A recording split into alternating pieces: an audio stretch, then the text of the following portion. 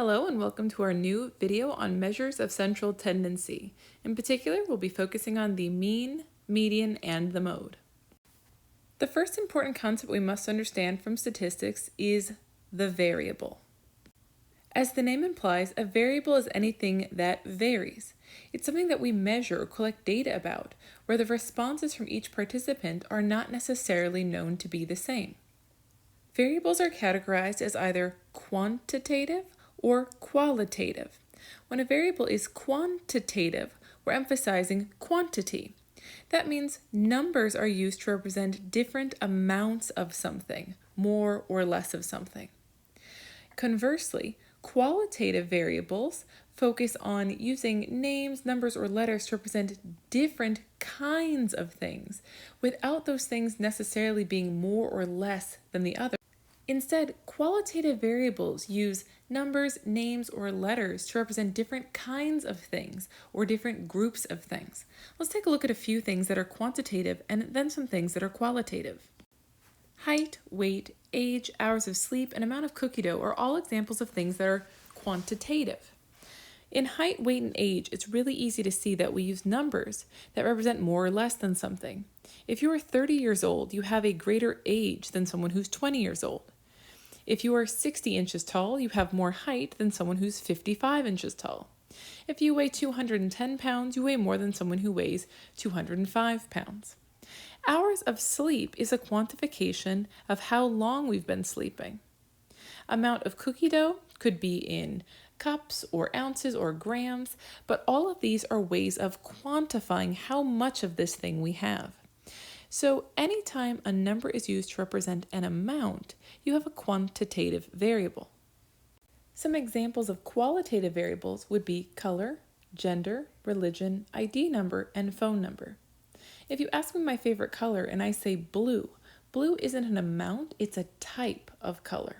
If you ask me my gender and I say female or cisgender female, again I'm giving a category or a group to which I belong. It's a type of a thing. Now, ID number and phone number can be a little bit tricky for people because these both use numbers, but the key is that those numbers don't represent amounts. If my ID number is 775 and your ID number is 774, you don't have less identity than I do. The numbers operate as names and they don't indicate an amount of anything. The same with your phone number. If my phone number is 555-1111 and yours is 555-9595, you don't have more phone numberness than I do. You simply have a different phone number. And these numbers are used to contact us. They're identifiers for us in a system. So in qualitative variables, it's anytime letters, numbers, or words are used, but they don't represent quantities of something. They represent types of something. Once we have a variable we're interested in, we're going to collect or identify some raw data. What we mean by raw data is that we simply have the data in the form in which they were collected. They have yet to be altered or computed in any way. Let's assume we collected some raw data for age. That would mean we just asked several people what their age is. The first statistic we'll learn to compute today is something called the sample size, which is represented by the lowercase letter n. A sample size refers to how many pieces of data you've collected or from how many people you've collected data. Here we have 22 pieces of data, that's 22 ages, so our sample size is 22. Now let's look at the raw data we have for age. We see that the scores are 47, 44, 42, 39, 36, 34, 33, 32, 29, 29, 29, 28, 27, 25, 23, 20, 19, 19, 18, 16, and 14. There are 22 different ages. Take a look at these raw data and pause the video to think about how you might describe these data. That is, if someone asked you to summarize the raw data for age, what would you say? Pause here. Think about at least one sentence and then hit play. There's a few things we might have noticed here. We could notice that the youngest age was 14 and the highest is 47. That's something called a range, the span from the lowest score to the highest score in the data set. We could have also noticed that scores tended to be hovering somewhere around about a 29 for the midpoint. That means it looked like about half of the scores were above around 29, and about half of the scores were below around 29. We could have also noticed that the score that occurred the most often was 29, because that occurred 3 times, where no other numbers occurred quite so often. So you might have noticed that age varied and included teens through adults. You might have noticed that the lowest age was 14, the highest was 47, and that most people were in their 20s or 30s. You might have noticed that 3 people were in their 40s, which isn't very many. You might also have noticed that most ages were reported only once, with the exception of 29, which was reported 3 times, more often than anything else. All of these statements are true, but they're different in what they're telling us as the singular way of summarizing the data. That means if I picked any of these things, I'm giving you a different sense of the data. If I told you it was teens to adults, you're going to get a little bit of a different picture in your head than if I told you the most commonly repeating number was a 29. So when it comes to summarizing data, we should see here that statisticians have several options. We'll talk about some of the key options and when each one is typically used. Let's say I asked 5 people how many hours they slept the previous night. My sample size would be 5 because that's how many people I've collected data from. Person 1, person 2, person 3, person 4, person 5. Presume that those persons slept 7 hours, 6 hours, 8 hours, and 7 hours, respectively. How would we summarize these data? Well, as I noted, we have several options. The first one we're going to learn about is computing the mean. To calculate a mean, we must add all the values, that means sum the x scores, and divide it by n, which is the sample size.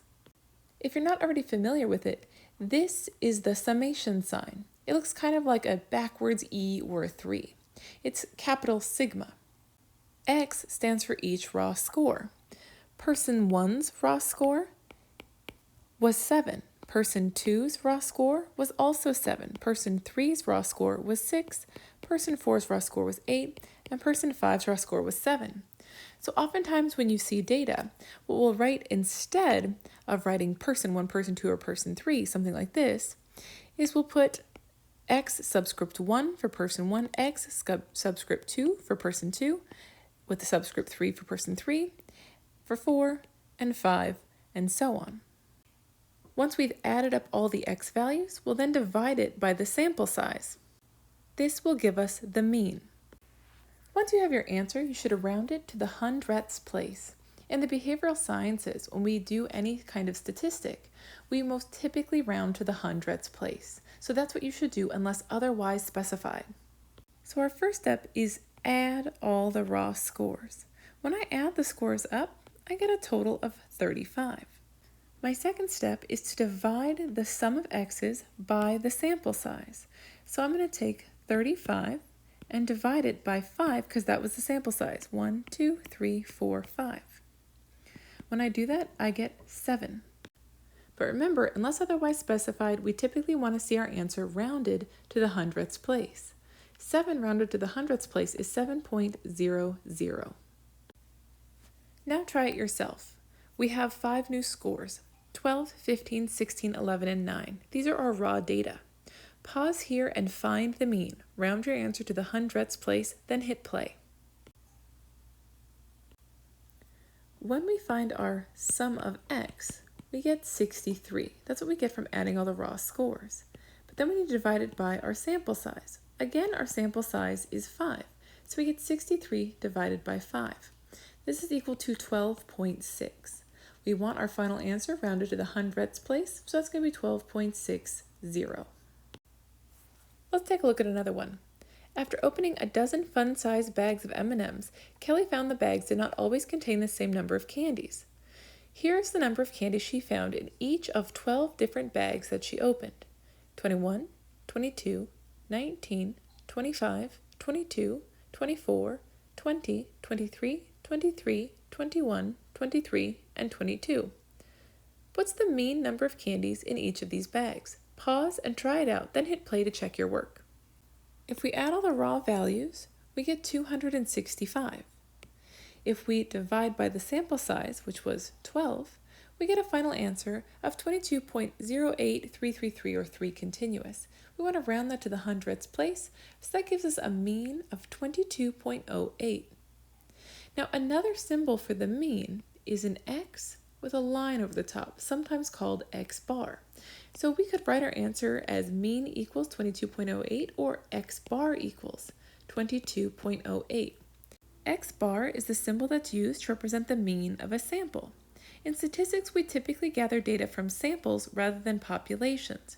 If you're not sure what the difference is, a population is any time data are collected from every single case possible, and a sample is any time we've collected data from less than every case possible. In this example, we use 12 bags of M&Ms, but anybody who's ever been trick-or-treating or to a Target candy aisle knows that there are more than 22 bags of mini M&Ms out there in the world. So this is just a sample of the different amounts of M&Ms per bag. X bar then is the symbol we'll be using because statistics is the study of samples. It's time to pause and try again, though this time let's use that large sample size where we had the different ages. Pause here and hit play when you've got your answer rounded to the hundredths place. If you've done your math correctly, you should get that the answer is 28.91 when we round it to the hundredths place. Unrounded, we get about 28.9091. Statistics are often grouped into two categories, so let's pause here to understand a little bit about the difference. The focus of this lecture is actually all measures that are considered descriptive statistics. The mean, the median, and the mode are used to describe data.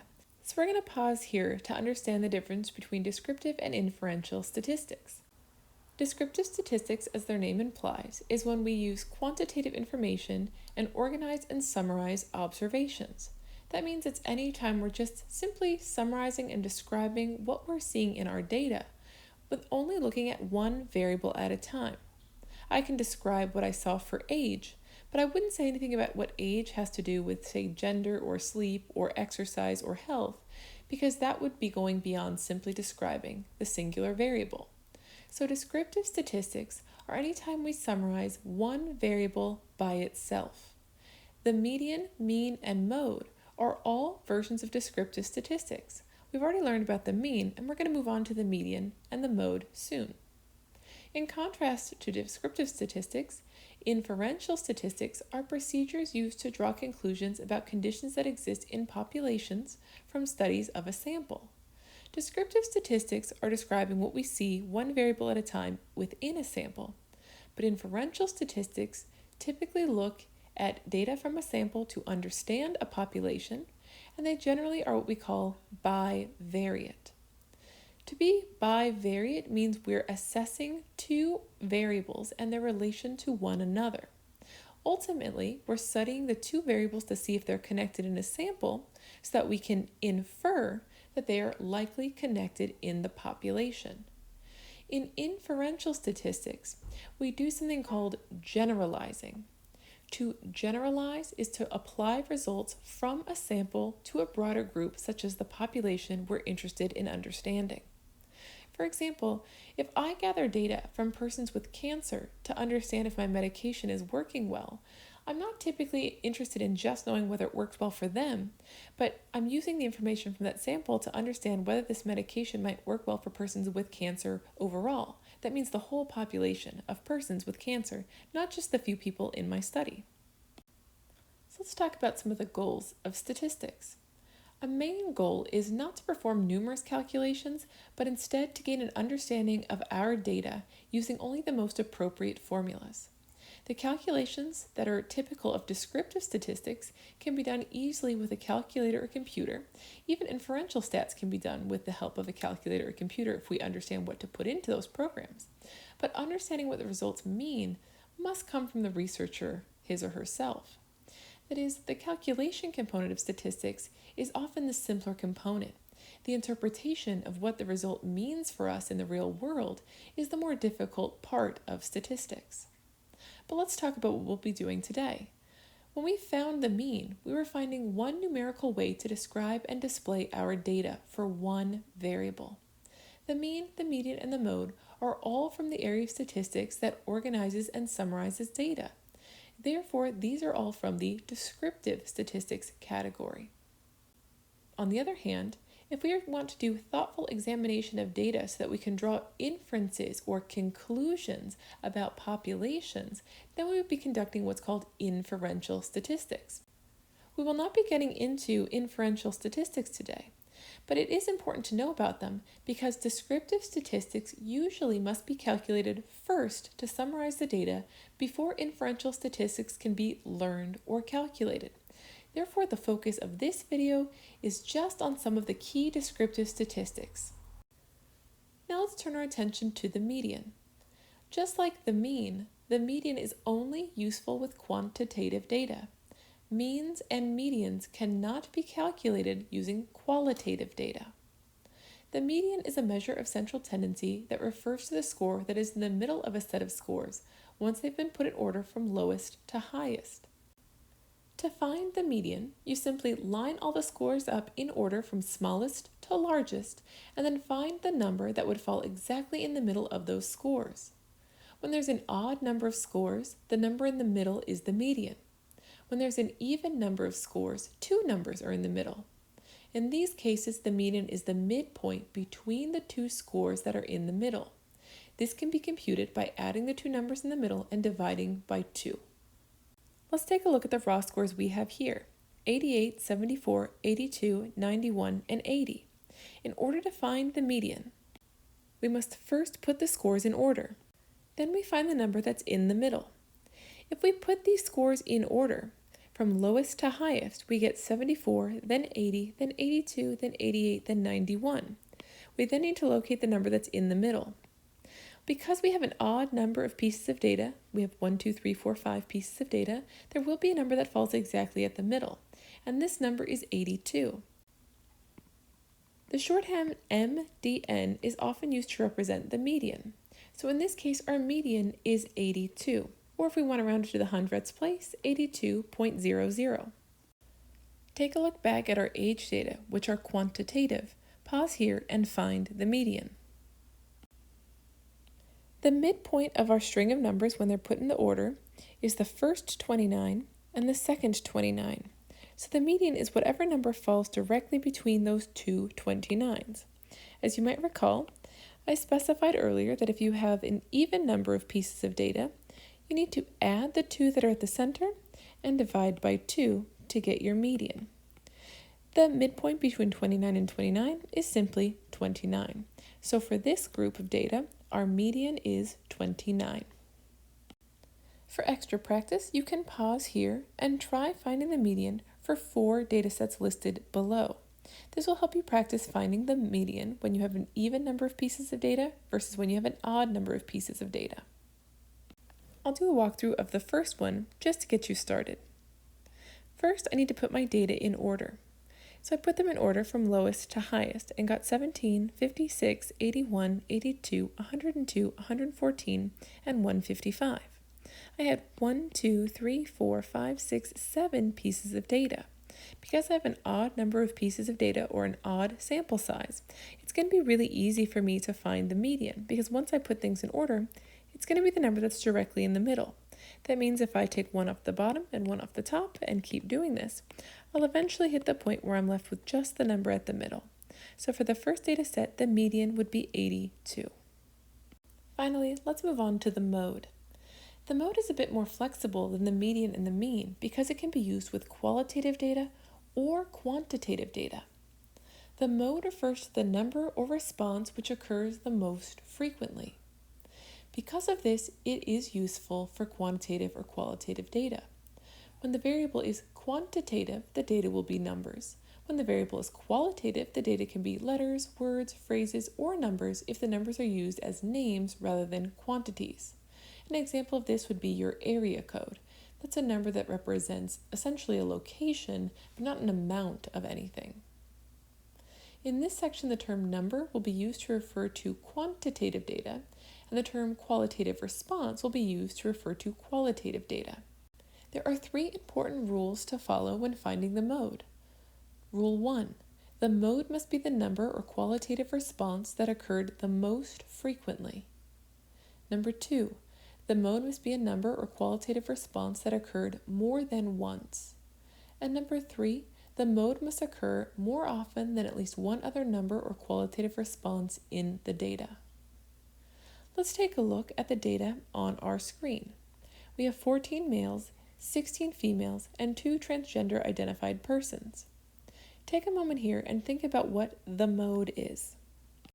You should have identified that the modal gender was female because that occurred the most often. There were 16 persons who identified as female. That's more than the number who identified as male or as transgender.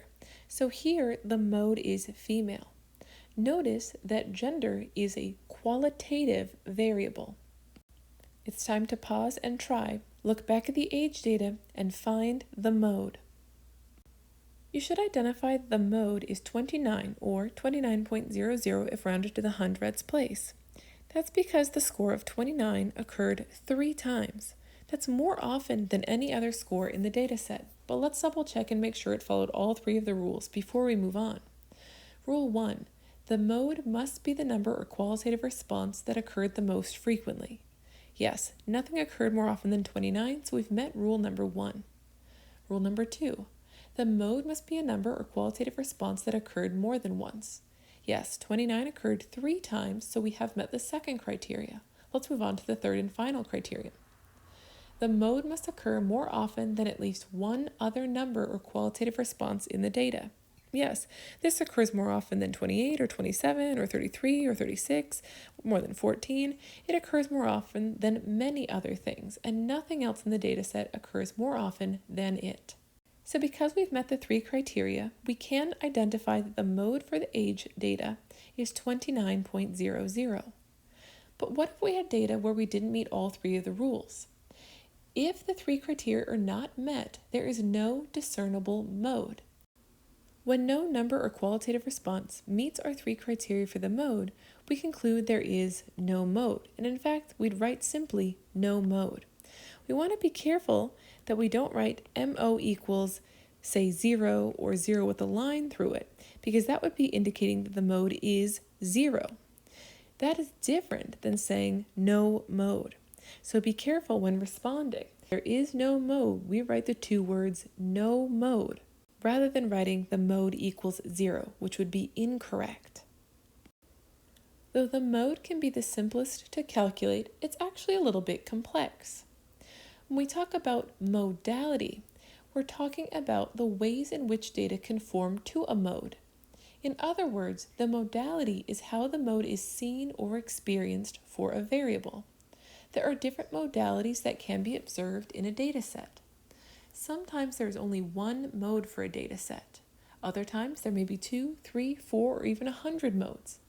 Specific terms are used to refer to the modality of a dataset.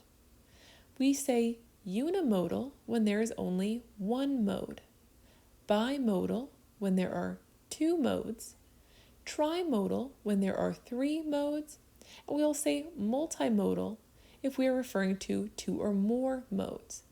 Multimodal is a broad term that simply means there's more than one mode. So you could call a variable bimodal and someone else could call it multimodal, and you're both technically correct. Because if there are exactly 2 modes, it is bimodal, but you can also call that multimodal. Multimodal, however, is typically used when there are 3 or more modes. Remember that the mode is flexible because we can use it with quantitative data or qualitative data.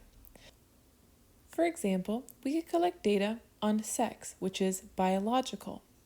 We could ask, are there more boys, girls, or intersex children born? From these data, we could find what the mode for sex is at birth. Sex, just like gender, ethnicity, religion, political affiliation, favorite color, is a qualitative variable. Pause here and try this practice on your own. Identify whether each example is of qualitative or quantitative data, and when possible, identify the mode. Hit play when you're ready to check your work. Number of steps taken is quantitative because we're counting steps. Majors for incoming freshmen are qualitative because we're categorizing different types of study. Number of hours slept is quantitative because the number represents an amount. The number of words in a title of a book is also quantitative because the number represents an amount of something. Number of meals made is also quantitative. The type of meal would be qualitative, but here we're looking at how many meals, so our variable is quantified. Favorite flavor of ice cream is qualitative because flavors are categories or types of things. Number of days ice cream was eaten would be quantitative because the days are being counted or quantified. And finally, test scores out of 100 possible points is quantitative because the number represents an amount of points earned. Take a look at this data set for hours of sleep. Person 1 slept 4 hours, person 2 slept 8 hours, person 3 slept 10 hours, person 4 slept 5 hours, and person 5 slept 5 hours. Pause and find the mean, median, and mode. You should get that the mean is 6.40, the median is 5.00, and the mode is also 5.00.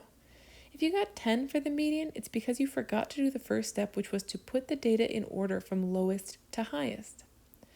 The mode, the median, and the mean are all different kinds of averages, also known as measures of central tendency.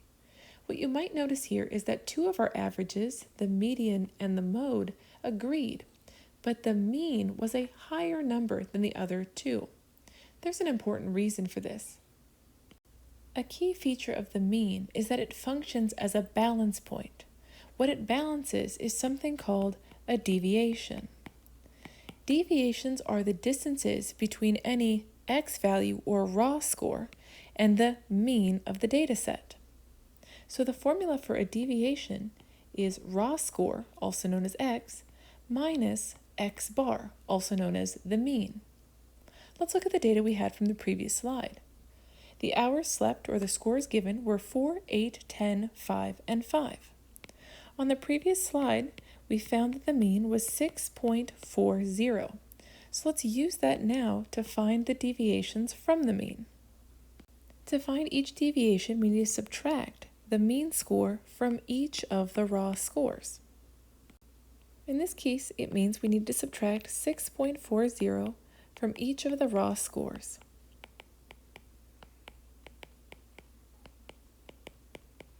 This will give us our deviations. Deviations can be positive or negative. In fact, in any data set, we'll see at least one positive deviation and at least one negative deviation. Our first deviation is negative 2.40 because the raw score was 2.4 units below the mean. The second deviation is 1.60. The third deviation is 3.60. The fourth deviation is negative 1.40, and the last deviation is negative 1.40. Here we have all of the deviations for our data set. Now the special thing about the mean is that it's a balance point for deviations.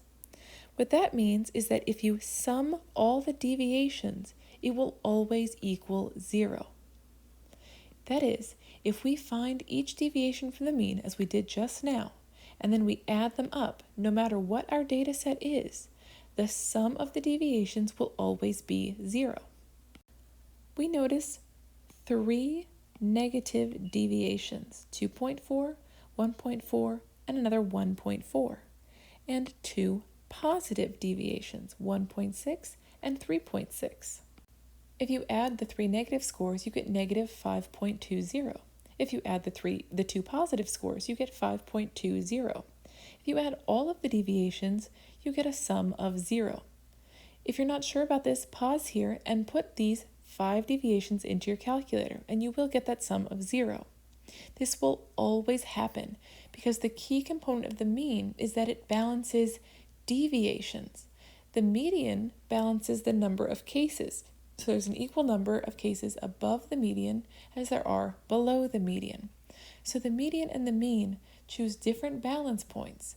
The median balances how many scores, and the mean balances how much deviation.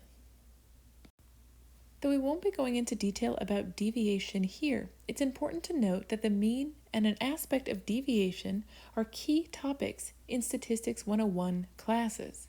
Therefore, it's important that you understand how to calculate the mean and the way a deviation is calculated for any raw score in relation to the mean. To reiterate, the mean is often symbolized with x and a bar over top. The formula for the mean is sum of x divided by n.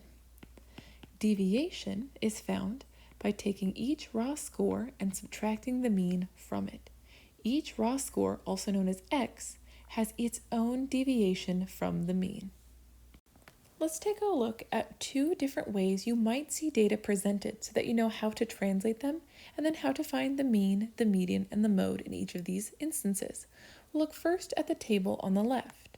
Here in the first column, we have favorite colors listed, and in the second column, we have the frequency with which each favorite color was indicated.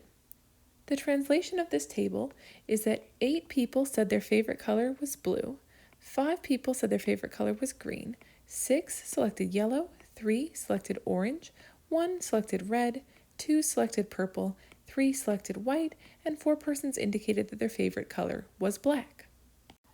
Favorite color is qualitative, so what you're looking at here is a summary table of qualitative responses.